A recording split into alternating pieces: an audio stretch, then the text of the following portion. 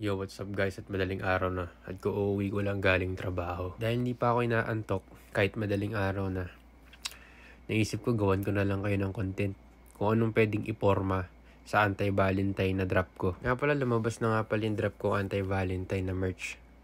So ito yung future ng streetwear dito sa Pilipinas.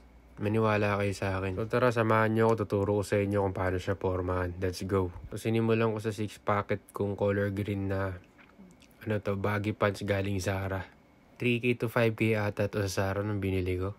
Sunod na kaagad natin yung anti-Valentine shirt na 3XL nga pala tong size na to. Anti-Valentine shirt ay nagkakalaga ng 899 pesos. Ito yung magiging future na streetwear dito sa Pilipinas.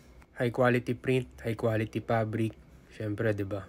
Malaki talaga yung design sa likod para lumilitaw. O sinundan ko na ng pambaba, sapatos. Sabay headgear galing ding Zara. Yan. So ito yung kinalabasan, hindi ko na inayos yung sapatos ko. So yan, tignan nyo yung combo ko dito. O mas malapit na view. So anti-Valentine shirt, Zara pants, Zara shoes, Zara headgear. So lahat na Zara. Pwede mo rin lagyan ng pang layer yan. So ito, napili ko yung leather suit ko galing H&M. Kung gusto magkaroon ng drop ng anti-Valentine shirt, i-message nyo lang ako sa mga social media accounts ko.